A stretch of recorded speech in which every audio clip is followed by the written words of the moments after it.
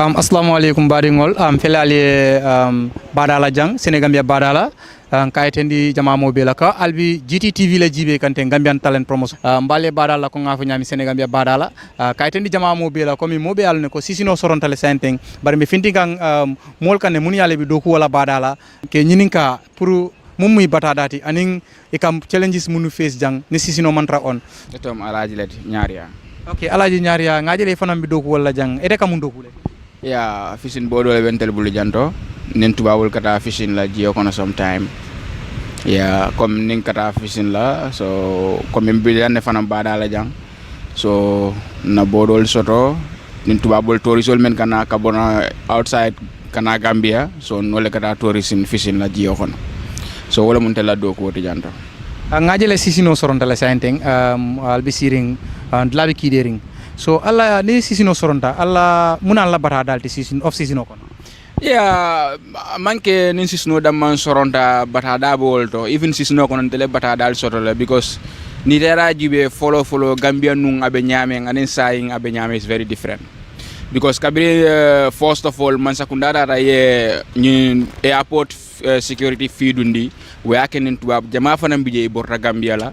So secondly fanang tuabol fan many ale kana most of them ka complaina la dum man sakunda ya lonne tuabol ka complaina la bari e ma bondino dol bi tan bije woli man e komi aman kebul problem to pour kajo but ye même fo wolom nyinte ko natar ko ni sarno la ticket kono is not a problem but yena airport to ye security fee jo 20 euro e be murula kon 20 euro we akende we sisno fanang affect bakele fanang and secondly fanang tuabol la na banko kan man sakunda en takalon ne wo mu Gambia la ninku fula be Gambia menga Gambia non nafa follow wolom faminti and tourism but ngajele at this moment comme Gambia tourism ala fati nyalal dal because tubabol men kana kabirin jawarati lo fo say ngo tubab kilol le kana tubab kutol niaja nyata amansia because muni o sabu man sakunda sawasa yitel nyanda kukutole lon na me yalan ko nin tubab kutol na rais kukuto men jeno bari wo man sakunda kabir jawalti do pol men bi jan fion men bi jang kabir ancient time han sa tubab kilun men kana e ko ku kilun le jube so wentel batanin sisno kono bakele because tubabol kasiyanu nyaay bi kasiyanu say wonya second li fanan na ba nyama Gambia tourism industry amanya naka sorom Senegal jam bala jang cap scrim ñol wala tourism sisno bu ka sorom tubabol kata jele off season ikanale direct season ikanale off season no fanan kono bari sa intel la jang look at this ne bicho kanjubi right now eto tubabo fanga jele membe tamala so ndel kasi 6 months men dogu ko do men kalandi ngoko do ta ngado mo jani next season sa ite mari bi mun plan no le la balwo kono so because this is no be kere e buka sort no every day so e ka sort lun mel do e day by day so ninsis no fanan sort ko do nyi ko use in la family so before next season mol bu ka fem fansoro e katar jam mobe do ko wala jam fasi yobe hand bank account of ma yele no because of muneke dan telbe dependent tubabol le kan tubabol bu ka sorono e bu kana non kana holiday la so wom mol la batada balte no brother yeah komi yela barada itendile ngajele komi wom fengolti mu yala ko mayata le bake na manke sisino kono ti komi min of sisino mun kono like na manke nyim badalati comme ite si munete la emti kotenke mun nyimba dala dogo mankilin wala comme ite laftale ka si nyimba dala doron wala ka mune sota kono no mo man tari nyimba dala me alon ko ala fta stage am fo faw because what lebe hadama dum la ite la ni la COE siama ni ila sembo maybe wote sino la may no because ni fisin bodol men bentel bulu janto aka diantel fangal yele most of the time comme example hanin tubabol ti jang e fangal yele si pasang yela isanso sanga yedum ba kono ya bornde nyomute fayena ya wafi but ni dara jube fanan amanke tourisol dam man society wol fanan o fanan fila e molla ko beti nya because munom problème odi Gambia man sakunda nyamera ministal anim man sakunda mo kumal wolle bije men ya lon ko maybe ibe banko na flor soto kay ba do mokan because ni ya jube nyim ba kono jan right now ten chayno sol bi janne e buga nyendin ba nye baba e ka bele muta o bodaje ko Senegal ka banan Senegal ina dum Gambia ba ko no ñew si fa men diate ya be muta dol bi je fa wol nin kidole katari ba ko no ka ji duma ka ñol bung so nit ñol be siar ndame do ni ñoo bundron yek ñe kilin bundron ñol be ka janjanne be ka borle so ndel min yalon ko maybe jalol le mbul wala dolun le mbul nyanda ka fay ji ko no ka ñew muta mbuko ñewol muta no kotake So right now te momu problem balti mol because kulul felanti lori masinul bije isan so sotota but ni bulate bakon right now te sipa some $500 kilo maybe a kilo fula sang $1,000 leti yela isan so sang maybe $500 wala $1,000 yaka fongo ko ne bula bakono ye nyomuta me alon ko maybe ni awa fata tambila 200 fangla so you try 1 week you try 2 weeks so ibe fedo fule la kata jiyo kono mbe man sakunda dan me alas menke no wolum nyinti ko Neville nafa banko ka wolum nyinde ba kanta ba mol bi yenne men ale ka dumba kono kayra tebulu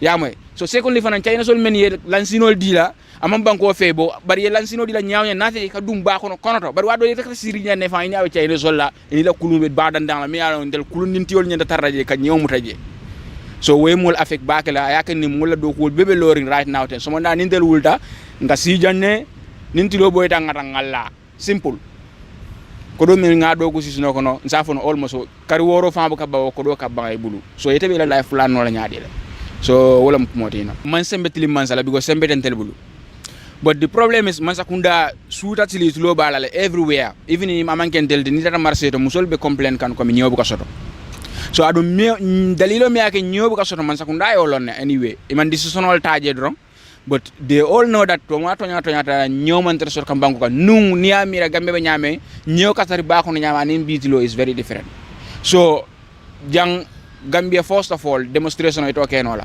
because first of all ni demonstration pamito ni ke bali pamitola so en delta ku kenola wala min tingon si lo atel media sol le nyato nga ko explain ali pour ali amoy atel defana muntel tuloni ndati al safuta no man sakundama ni amoy ni man ku kenoje balon comme still Gambia no batare nyim bata wala be kam so that's it. Okay, finally, munete la yamaroti still now coming. Albi badala hani walbe munyakang of season kono alba manikang anu ngaje ni la kolik sol lebijang youth sol siata badala janne bari sisno nying adoko nyim mantra kata bake. Munete la advice oti kame ila kolik sol kang anila friend sol ini munu bi badala jang. Yeah, ante membu na advice oti na kolik sol yani men be badala ja wala menyinti ko nga kulta doma nga Gambia dingu yefem fen ninje men be out ba men be jamba be mu wakilalti Gambia di unai do ko soto me alon ko abe fensot la je ba fasabe do ko kelale but ni do ko di mola me alon ko ate fensot la je Gambia can you look imagine population o jube right now be moje la kabira wuluta asiyobe sanji maybe 18 years ay do ko damuta abita for 100 wala 60 years wala 70 years e ka tar fang han account o fang tabulu it's very sad because muni o sabu wala nyinti ko aka do ko menka bu ka fang balun no wala so ko kodo mabo so that's a big problem amanke ko komi bara dam man fang dam man nomde Gambia fan in general fan la mo nyama abol nya ba dala banga suwo kono banga metitiol ba ikam metitiol je me ala ko han banga kan to fanta bulu so man sakunda nya try la ye ku murunang population o kay yo ko diamu najibe mol ba kala nyame isa Gambia no yete do ko la si na fano isi fan na fano isi la family na fano han ni mi la family na fano ba isi fan na fano ne diul ni muzol sota kono fanan si wulu ya tari fama e felandi nyato but right now thing situation o bi da ka nyame is very bad trouble to di madu Tumani Sow, Malikum Salam, Tumani Sow.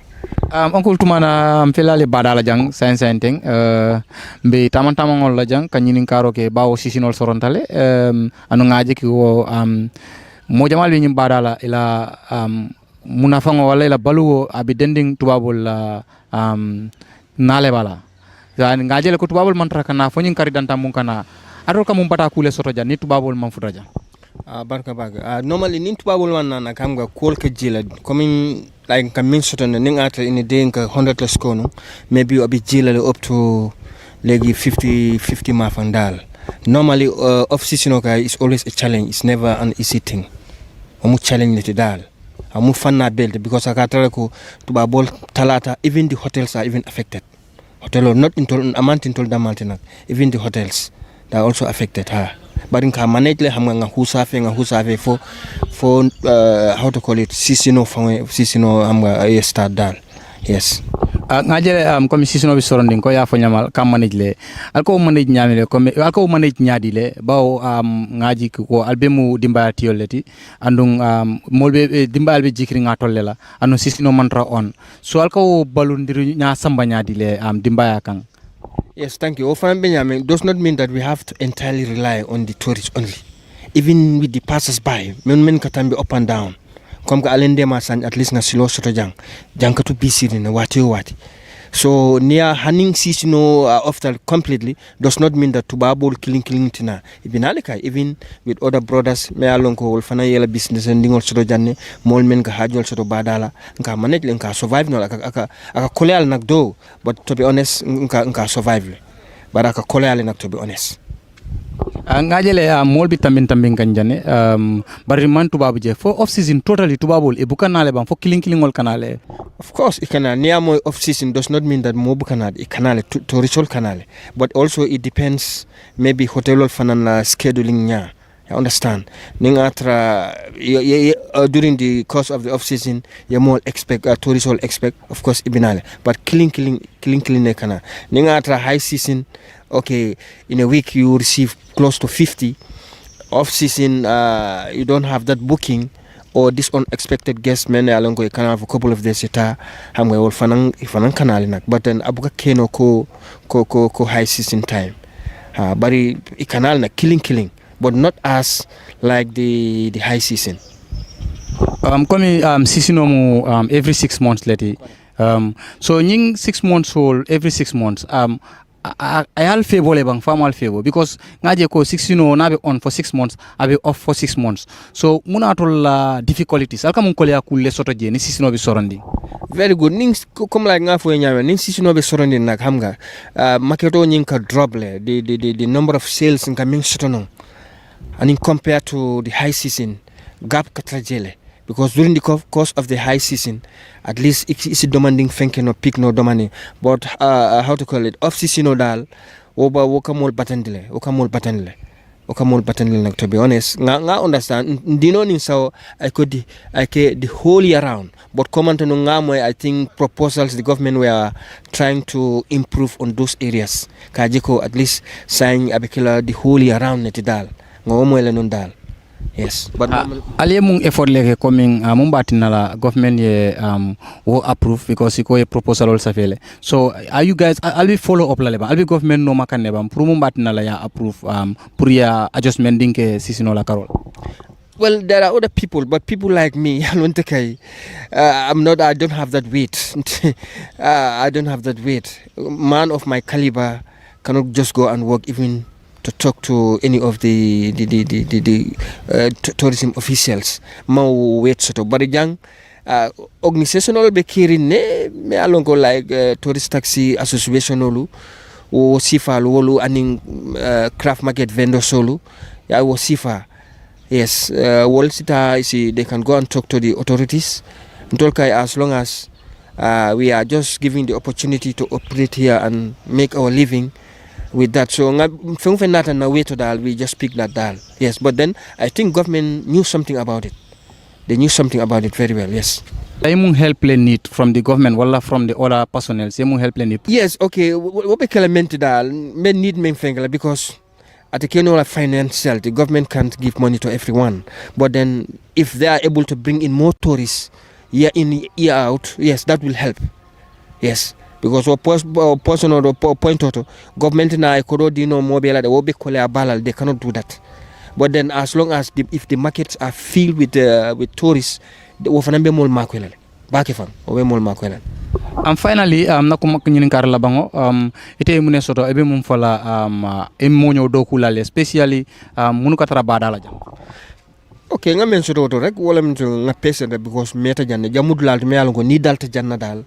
Akamto ko ikela life beke janne funding watu men alaye bondi jang either ye travel or ye kudo hidal but ntungalo nembe living janyo nyami femfe nata na way we try and capitalize and make something out of it.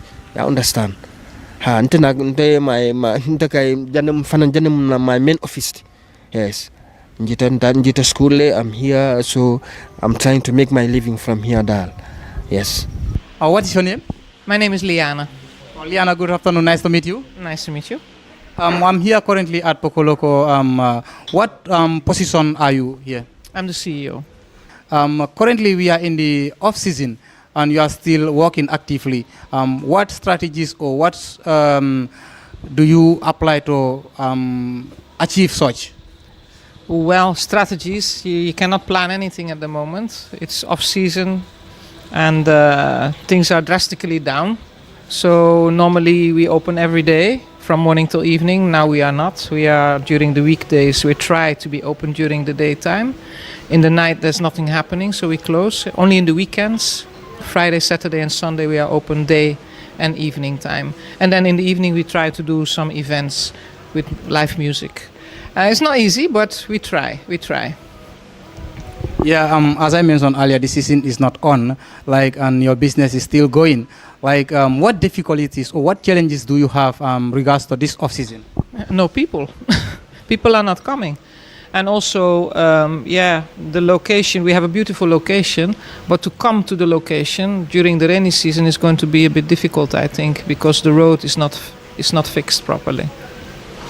So the rain will spoil a lot eventually. Yeah, so it's not finished. So that is what I'm a bit worried about. We have hardly any tourists. So we mostly rely on local people, especially during the weekends. So families are coming with their children during the daytime. In the evening, people are coming. But for the rest, it's very, very, very dull, very quiet. Yeah, as you mentioned earlier, that the rainy season is always difficult with you guys. Like, do you make any effort, or do you approach the authorities to, in order for them to regulate such before the rainy season comes? Every year. What was their response? Well, have a look at the road, so that you can see that the response is not as it's supposed to be, sadly. But everybody points fingers at everybody, so at the end of the day, the people that are running businesses here are the ones that are suffering. So what effort or what strategy will you make in order to regulate such before the upcoming season? As far as we are in the off season, I think you have to put those such in your plan so that before the upcoming season. What are your plans before that? Well, my plans are that we don't make the road, so it's not ours to do. The only thing we can point it out, which I have done.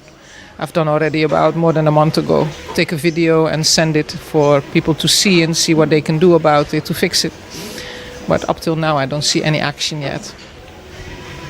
For the rest, for us, we are always protecting ourselves for the rain when it comes to the deck. We are covering it. We definitely make a lot of efforts for people to be able to come and to be here comfortably and have a nice time. So now it's an open area, but we close it with tarpaulin, so like tent. So it looks nice though. So we are going to do that one of these.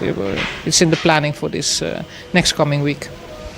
Yeah, how is the business currently going on compared to the on season? If you compare this off season and the on season's business, what is the difference, or what is the what is the difference between the on season business and the off season business? Day and night. It's a difference of day and night. I cannot say more. It's a big difference. But it could have been a bigger difference if this road would have been finished. But we have 2 hotels that are closed, so you miss already a lot of people there. So the street used to be more vibrant. So it's not that vibrant anymore, sadly. Okay, finally, what is your advice, or what will be your advice towards your colleagues or your fellows, those who are walking around the beach side here, like those who are walking around the beach side here, like you are doing very actively? What is your advice for them in order for them to at least develop themselves in off season? I think we need to all put our hands together, do communication when it comes to increasing the visitors, and also to have a better product.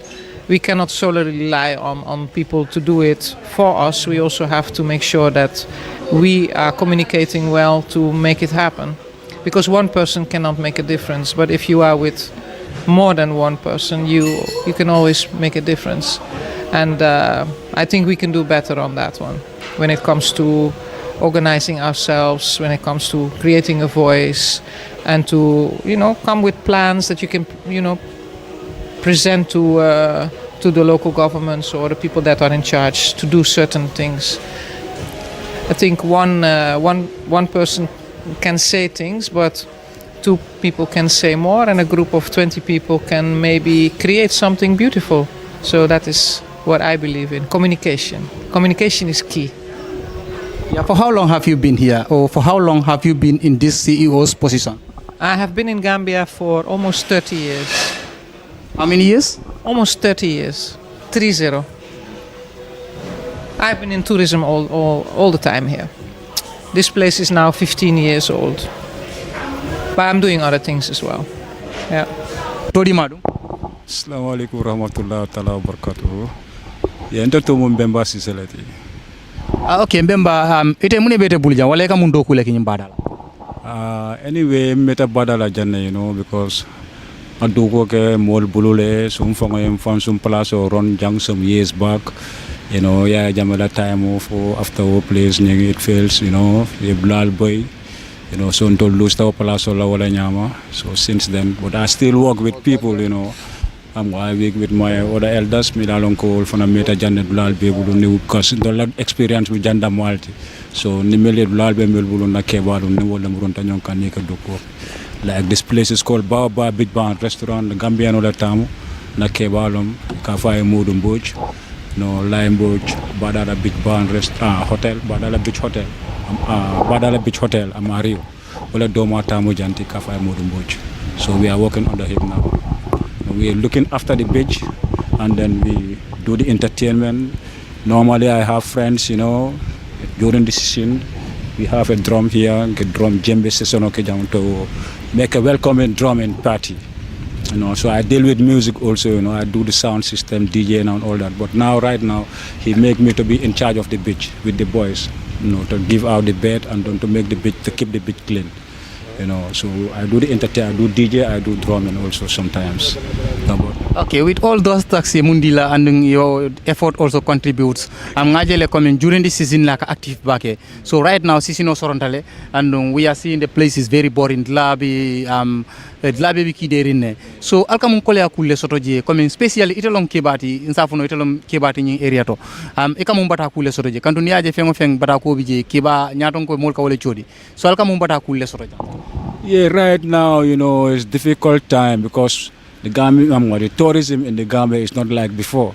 So some years back, this is after, you know, we normally have some tourists. Those are coming, you know, during the rainy season, you know, like the private guests. That women in the Kairaba Beach Hotel and Senegambia Beach Hotel, the function can normally, can understand. But right now, Ubukatra happen, this is not off direct. You know, there is no tourists coming in the Gambia anymore. So until capitalize Minikam, because normally this time from Qatar, you know, bed bukam tol Bukatarajam. Na colleagues will mojamales from Montraja right now. But until Kamine, okay, you know, we depend on our own local people, you know, by organizing weekend parties, you know, whereby anyone nata, you know, they can have themselves relax, give them sunbed, you make your music, you know, so they can relax and enjoy themselves. You know, so we can support them. Local people all can support. Yeah, definitely. Yeah, come here for local people all can support le. But compared to the westerns coming into Babul Natajang, alla charges akakenya dile because ngajele coming moving all charges and into Babula charges. For akake different leti bang wala akake the same charges leti because ngajele moving all dal dolbi je niko charges rek ikafola sertale wala kitatene. So alka mun challenges le sort about that, especially this off season. Okay, normally into the charges, we don't have no difference with the charges. We have our menu in the restaurant. You know, we serve food, we serve drinks, and all they have a list. You know, everything is written on the list.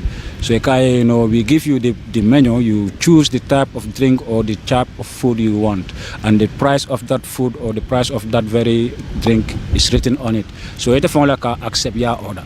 No, it's not conditional. Definitely. So it's not different from black and white. You know, all our customers when they come, what is in the menu, we give you the menu, so you have to take it like that. That's how it goes. Finally, munetela difficulties ti wala munetela advice woti mol ka muniale bi nyundo kusifala, especially this off season because dolbi je katale foi la fi frustrate la. There is no frustration with it. You know, so the only thing that need to be done is the tourism, the Gambia Tourism Board or the ministry should have to contribute something, to do something, you know, whereby, you know, they can support the off-season by organizing activities. These activities both locally and internationally. Nico organize, they display it, and then they make at least a prize giving, something, a prize giving ceremony or whatever. You can understand. And they charge tickets for it, or they charge, entry fees for it. That will bring, an income. Some time after this, like introducing our own Gambian artists, local and some little Western artists, making some little bit of activities like a festival, summer festival or summer program or whatever. The beach is very wide enough. It's a big vendor. You can see everywhere is a checkpoint. The paramilitaries are everywhere. People have to buy the ticket. They have their banners on their hand or whatever, or stickers. When they come, they enter. And then you make those programs. When those activities are happening, you will see that even the international, the tourists who come in the season, when they see that in the net, they will feel it very interesting. They will like to come back again, even for that program. The only thing I can tell to my brothers, let's have patience, because we cannot do nothing with it. It's not us. We are not responsible. The people who are responsible, who are there, who are in the system, should, they are the ones who have to, try and do something whereby they can encourage their youths to have confidence in them. Okay, thank you so much. Abaraka Baji. Boy Todu? Tejamu Kausuleti, Sanyang. Okay, kausu ngaje omuntu mahaldide. Kausu ngaje le ko bi badal la jang. E kamun fenule wafi? I'm trying to sell some drinks. And sometimes when possible, I make food when somebody wants to, like food, like local food. I try to make some food which you can be able to eat. Yeah, ngajere kom sisino sorontale andung tubabol mansia jang kundung lal mansia andung arola wismu tubabol lesia nim kundung lal lesia mumbat nala do ko etano. So nyi season off season okono atol kamung kole akule. That's very true. Off season okono there is no business. And things are a little bit low in earning, so they are definitely we just be keeping patient of God, but Baluan definitely before Sisinobi open la wala munato la ferolti janning Sisinobi yella. Yeah, for we we need more encouragement and more development, and so that we can have good stand, thereby we can make something for the future and everybody can have the gain from it. That's my opinion. Yeah, come here support sorojang like bar and restaurant or stuffs like that. Ite mu need help le need. Ye mu makoy solata makoy nyadi la bumba na la ila soponing ay gena develop wala ba upgrade la nyadi le. Ite solata mu help le la from people. Yeah, well, definitely for me. Yeah, true to be candidate, when helping, I need help, that, even like you can see the place, there are some things, maybe, it's necessary to be changed. And, also I need more things whereby, when people come and they can be comfort on it there. So there I need the help, that's very true. Yeah, coming, you need the help la. Secondly, imu youth leti andung, ebe doku wala jam pour mbat na le ye balunya sonia anila ebe munafana la nyaming mun risinat na still now ebe badala jang coming any other plan different from this work. Yeah, for me also it's like me jang okay season coming is good, but the season is is a little bit dulled down, so for me it's like I keep patient where I am in time of working. I can be and keep the patient, and anything comes in, I can take it. Yeah, anything comes, you can take it. That's wonderful. Thirdly, munete la hamoti, like munete la hamoti nyundo ko kono dal. Munete la hamoti. Foi ba wisla le ka si jambang wala coming katama wala munete la hamoti dal nyundo ko kono. Munete la next step. Yeah, I wish I get more improvement, so that in future, I can make another creation for another things different whereby I can have living from there whereby I can share with people. That's my wish in life. Thank you so much. Assalamu alaikum Serigne no tuda. Waaw maa ngi tudd Bamba Seck ñu gën ma xam ci Ose. Ok Bamba wala Ose yow tamé si géej bi nga nekk fii si boori géej bi nga dee liggéeyee yow loo dee def. waa ñu nekkul sax dañuy liggéey ci géej bi mais ay artistes lañ yoo xam ni vraiment boo tuddee artistes yi nekk au niveau de Gambie di ñu ci boole parce que ñu ngi play everyday lu ci mel ni ay cosaan lu ci mel ni ay pokoloko vraiment ñu bari ràññee nañ ñu foofu donc kon mën nañ ni xaaf Sénégal la xaaf Gambien la parce que bari na Gambien ñu ñuy dugal yu ñuy bégal fii vraiment. liggéey bi comme season bi léegi tëj na waaw te ñu bari seen liggéey bi doléam bi si season bi la waaye season bi su tëjee ban jafe-jafe ngeen dee am. waaw dina bari parce que ñun ñi moment season la ñuy gën a yëg suñu bopp parce que dina fekk ñi nga xam ni ñoo nekk House Angleterre Amérique dañuy ñëw seen biir dëkk donc bu ñu amee programme dañuy bàyyi ba décembre moment season ñu ñëw donc season nag bu offee da ngay gis ñoom ñu bari dañuy dellu seen dëkk delluwaat seen liggéey daanaka dëkk bi day xaw a metti lool mais dama naan état faaw mu jël ci ay muccukaay bi mooy ñoom ñi nga xam ni ci géej gi la ñu am ci la ñuy dundee ci la ñuy yóbbulee seen famille donc ñooñu war nañu xool nekkul comme season ba season rek la ñu war a yëg seen bopp ci réewu Gambia bu season weesoo war nañu mën a xool ñoom naka la ñu mën a def ba ñoom tamit seen réew tamit mën a suuxat leneen daal am na solo loolu waaw. parce que ñëpp ay borom njaboot lañ vraiment ñun ay artistes lañ souvent dañuy ñëw ci bit bi sango après dem ñibbi souvent ñu am fi ay programme ñu woo ñu ay birthday mais heure bu ñu ñëwee ñu ngi leen di gis ñu doon ay xale doon ay jeunes ne vraiment du ñu sàcc du ñu def dara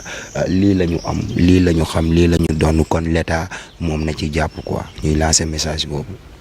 dégg la aussi comme nu nga ko waxee gis nga comme nu ma ko waxoon gannaaw tuuti like season bi tëj na yow lan mooy sa aim léegi comme balaa season buy ñëw comme nga ne woykat nga te yaa ngi woy ba tey lan mooy sa aim te balaa season bi di ñëw da nga bëgg a comme like nekk fii ba season bi commencé nga continuer di woyaat wala yaa ngi woy ba tey wala comme like leneen nga bëgg a loo xam ne dafa ëpp fu nga nekk nii. waaw xam nga tey nit ku nekk koo gis ku nekk bu yoree benn table di ci jaay bu sañoon magasin lay yor waaw pour mën a bégal famille mooy li ma lay wax xam nga tey season même bu fekkee weesu na tey par exemple c'est normal gars yi tamit dinañ jéem a débb daabe ndax season bi dina am lu ñu jenc ñoom ni ngi leen di gisee nii ñenn ñi dañuy dem marché dem nekk ci leneen ba season bi ibbi ñu ñëwaat fortaatu loolu moo am fépp ci Afrique kon mooy li may wax rek il faut que état xam ni doomu Afrique yi nekk ci Afrique li ñu am di ko suuxat ñoom dañu ci am njariñ parce que seen doomu réew la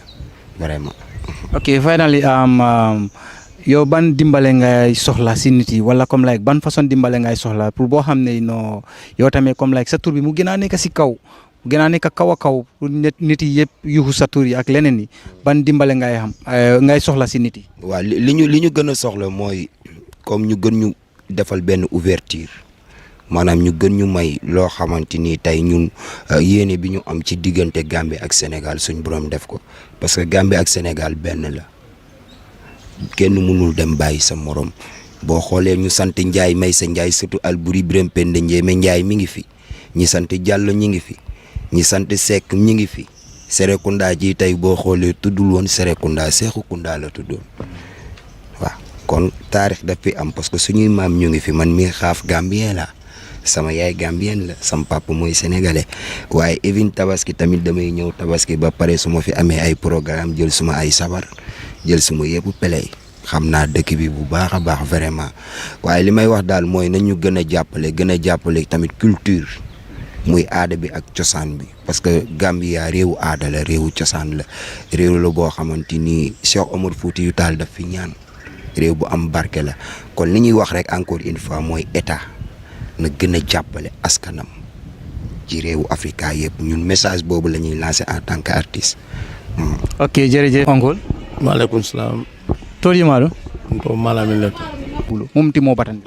ni o kay dagale ɗum ka même foye ɗon ka duwa ñaton kol fo ala si ña hakkil beto yite la foye si touri si do touri sol nat ñamen banko kan continue tourisme no keta bebete bala banko de on bar ten tourisme fan wa ka ndefe da ka bi bakela be ñakan na say nun ne fan beta saint ale alo so kan o kamale ndebete dan ron yeta yi abroad ye tubabol fe nam banko kan yes ya kata kar nyaabe nyaasioma espèce ni ata ni fong ni be price sol jindi la tourist le bang pour hotel on nim fon for more tourists na no banko kan because all is better and in secondly inclusive for na man betantel to bawol lo hani sisi no ko deep sisi no kono ni inclusive to bawol kadan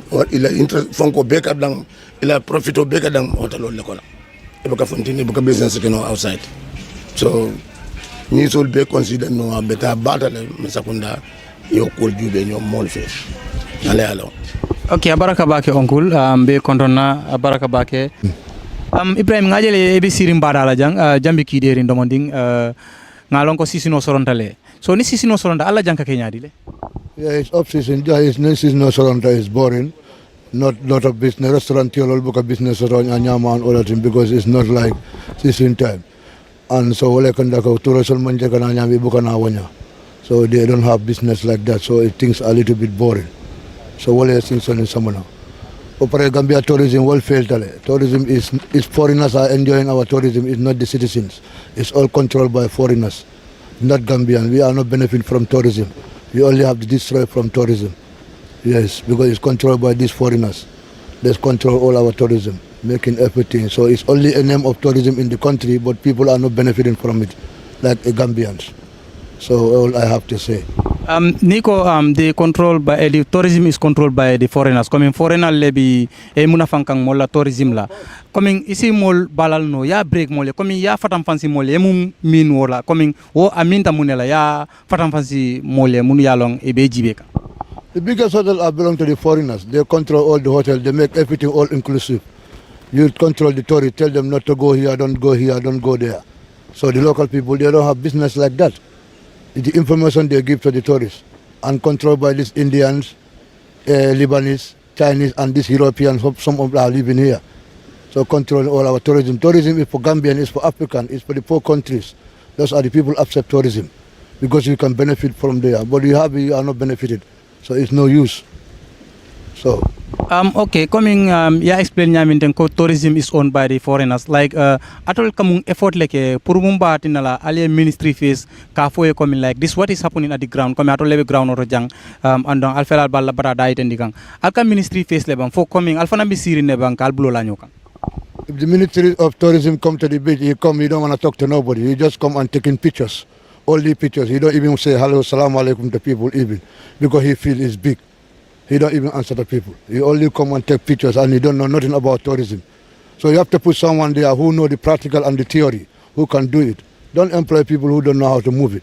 So that's why your Gambia tourism, we are failing every year because people you put there, they don't know tourism.